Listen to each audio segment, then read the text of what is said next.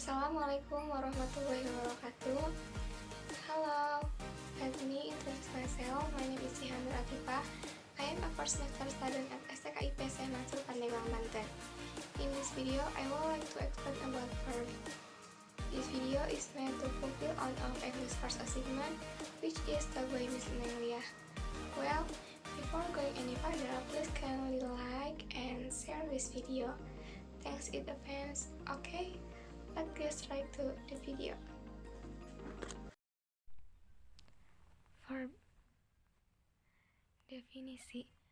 Verb merupakan kata yang dapat mendeskripsikan sebuah tindakan, aksi, kondisi, maupun pengalaman. Dalam bahasa Indonesia, verb ini kita kenal sebagai kata kerja. Penggunaan verb dalam kalimat akan menunjukkan aktivitas dari subjek tersebut. Verb sendiri menjadi bagian yang penting dan selalu muncul dalam setiap kalimat. Fungsi verb.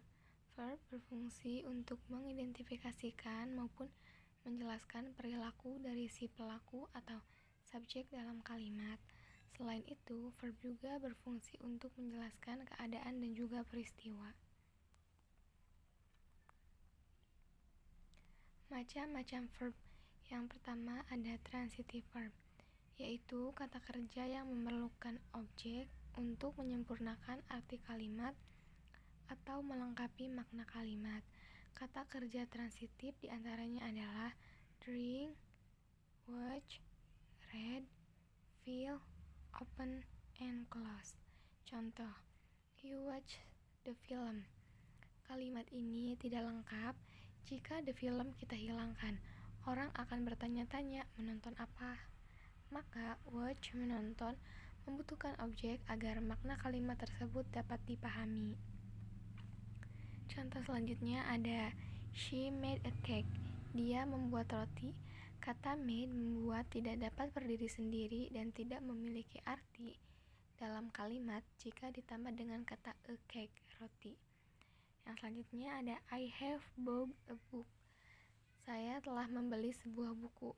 Kata bought, membeli, tidak akan mempunyai pengertian jika tidak ditambah dengan objek a book, sebuah buku.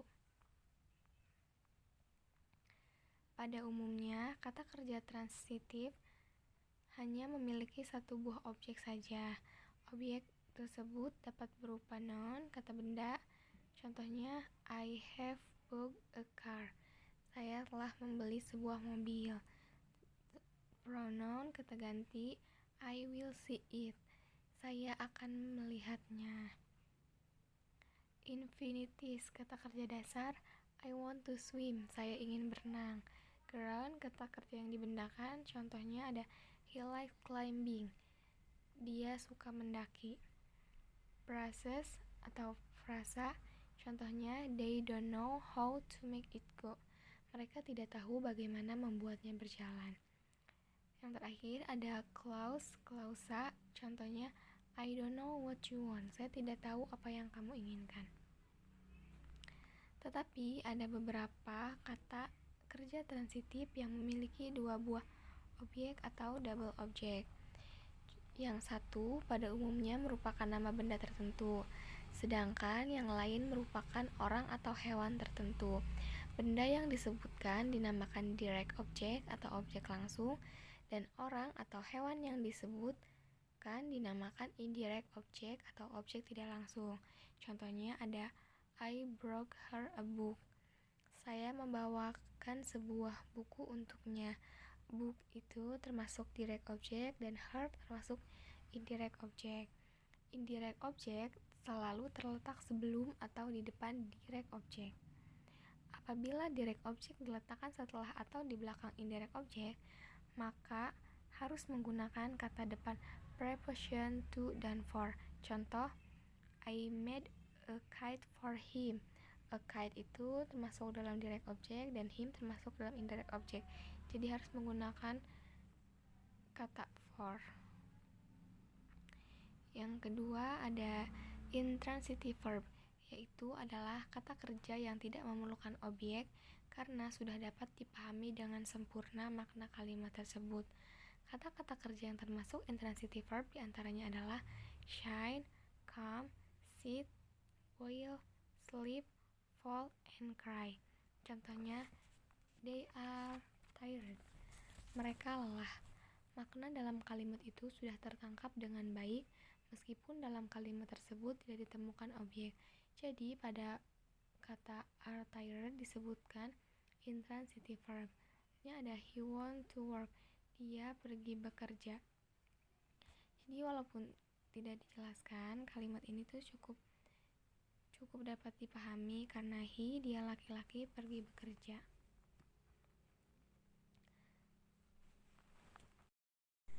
Perbedaan dalam penggunaan intransitive verb. Dalam penggunaan intransitive verb terdapat sebuah perbedaan, di mana verb bisa saja menjadi transitive verb pada sebuah kalimat, namun bisa pula menjadi intransitive verb pada kalimat lain. Contoh, I drank ice cream and milk tea. Saya minum es krim dan teh susu. I drank a lot today. Saya minum banyak hari ini. Pada susunan kalimat di atas, keduanya sama-sama menggunakan kata drank sebagai verb atau kata kerja. Bedanya, pada kalimat pertama, kata drank digunakan sebagai transitive verb, sedangkan pada kalimat kedua, kata drank digunakan sebagai kata kerja intransitif. Selanjutnya, bagaimana cara membedakan bahwa kalimat tersebut termasuk kata kerja intransitif atau bukan? Kita bisa menggunakan kata tanya apa atau siapa untuk membedakan keduanya. Jika kalimat tersebut tidak bisa digunakan untuk menjawab salah satu kata tanya di atas, maka verb yang digunakan sudah pasti intransitif. Misalnya pada kedua kalimat di atas kita menggunakan kata tanya apa yang diminum. Pada kalimat 1 dapat digunakan untuk menjawab pertanyaan, I drank ice cream and milk tea. Saya minum es krim dan teh susu. Apa yang diminum? Yang diminum itu es krim dan teh susu. Sedangkan pada kalimat 2 tidak bisa menjawab pertanyaan. Nah, jadi dapat disimpulkan bahwa verb pada kalimat 1 itu termasuk transitive verb, sedangkan kalimat kedua termasuk intransitive verb. Yang ketiga ada infinitive verb. Infinitive verb adalah form of a verb that has a subject, expressed or implied, and can function as the root of an independent clause.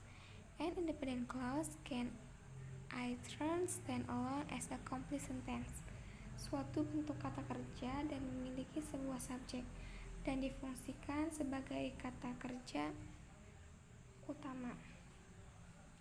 Contoh, she goes to school. Kata gas merupakan finite verb karena digunakan dalam present tense dan terikat dengan subjek she. Finite verb juga dapat berubah-ubah oleh tense. Biasanya mempunyai bentuk-bentuk transitive verb. I ate first rice. Eat merupakan transitive verb dan merupakan finite verb. Intransitive verb, she always comes on time. Comes merupakan intransitive verb dan merupakan finite verb. Action verb, he jumps over the bridge. Jumps merupakan action verb dan merupakan finite verb. Stative verb, I love Sunday. Linking verb, my bags weigh 45 kg. Yang keempat ada auxiliary verb. Auxiliary verb adalah kata bantu yang muncul sebelum kata kerja utama dan berguna untuk memberi penekanan makna pada kalimat tersebut. Itulah sebabnya auxiliary verb tidak bisa berdiri sendiri tanpa kata kerja utama atau main verb. Auxiliary verb dibagi menjadi dua jenis, yaitu primary auxiliary verb dan modal auxiliary verb. Primary auxiliary verb terdiri dari be yang terdiri dari is, am, are, was, were, being. Contohnya, I am trying to learn Spanish. Aku sedang berusaha belajar bahasa Spanyol. Selanjutnya ada auxiliary verb do yang terdiri dari do, does, dan did. Contoh, I did not eat your cake last night. Aku tidak memakan kue itu tadi malam. Selanjutnya ada auxiliary verb have yang terdiri dari have, has, had, dan having. Contoh, I had tried to call you several times but you never answered. Aku mencoba menelponmu beberapa kali namun kamu tidak menjawab. Modal auxiliary verb terdiri dari can, could, might, will, would, shall, should, must, ought to, had better, need, dare. Yang kelima ada linking verb. Linking verb adalah kata kerja yang menghubungkan subjek kalimat dengan informasi atau deskripsinya yang disebut subject complement. Subject complement dapat berupa noun kata benda, pronoun kata ganti, adjektiva kata sifat, atau konstruksi lain yang berperan sebagai noun atau adjektif. Kadang-kadang linking verb dapat pula diikuti adverb kata keterangan atau prepositional phrase frasa kata depan. Contoh penggunaan linking verb is noun phrase that's my fault, itu salah saya. Pronoun that's mine, itu milik saya. Adjective phrase that's beautiful, itu cantik. Adverb she's her, dia di sini. Prepositional phrase she's at home, dia di rumah. Linking verb terdiri dari verb of sensation dan verb of being. Verb of sensation terdiri dari feel, look, smell, sound, taste. Verb of being terdiri dari act, appear, be, am, is, are, was, were, be, been, being. Selanjutnya ada become, continue, grow, prove, and remain. Contoh kalimat linking verb, my uncle is a headmaster. Paman saya adalah seorang kepala sekolah. Yang kedua ada I am from Bandung, saya dari Bandung. Yang ketiga, we were too tired to do any work. Kami terlalu lelah untuk melakukan pekerjaan apapun. Be careful, hati-hati. He'll be mine, dia akan baik-baik saja. Selanjutnya ada tipe-tipe verb. Yang pertama ada regular verb. Regular verb adalah kata kerja yang dapat berubah-ubah sesuai dengan bentuk tense, dan perubahan bentuk kata kerja itu secara teratur. Regular verbs yang dalam bahasa Indonesia disebut kata kerja beraturan adalah kata kerja di mana bentuk verb 1 ke verb 2 atau ke verb 3 berubah dengan menambahkan imbuhan ed atau hanya dengan menambahkan imbuhan d saja jika verbnya diakhiri dengan huruf e. Contoh perubahan kata kerja jenis ini adalah call, called, called, admit, admitted, admitted, submit, submitted, submitted, invite, invited, invited, dare, dared, dared, incurred, incurred, dan incurred. Yang kedua ada irregular verb. Irregular verb adalah kata kerja yang mempunyai fungsi sama dengan regular verb, tetapi perubahan bentuk kata kerja ini secara tidak teratur. Irregular verb adalah kata-kata kerja yang perubahan dari verb 1 ke verb 2 atau ke verb 3 tidak dengan menambahkan imbuhan ed atau d. Kata kerja ini berubah secara tidak beraturan. Mengingat jumlah kata kerja sangat banyak dan sebagian besar merupakan regular verbs, maka yang perlu dihafalkan adalah irregular verbs. Bentuk irregular verb dibagi menjadi 3 kelompok. Yang pertama itu kata kerja yang bentuk kedua dan ketiganya tidak berubah dari bentuk pertamanya. Misalkan kata bed, bed, cut, dan hard. Bentuk kedua dan ketiganya juga bed, bed, cut, dan hard. Yang kedua, kata kerja yang bentuk kedua dan ketiganya sama, tetapi berbeda dengan bentuk pertamanya. Misalkan kata blade, bentuk kedua dan ketiganya adalah blade, dan kata cling, bentuk kedua dan ketiganya adalah clung. Yang ketiga, Kata kerja yang bentuk pertama, bentuk kedua, dan bentuk ketiganya tidak sama. Sebagai contoh, misalnya take menjadi bentuk keduanya took dan bentuk ketiganya taken. Arise bentuk keduanya arose dan bentuk ketiganya arisen dan sebagainya.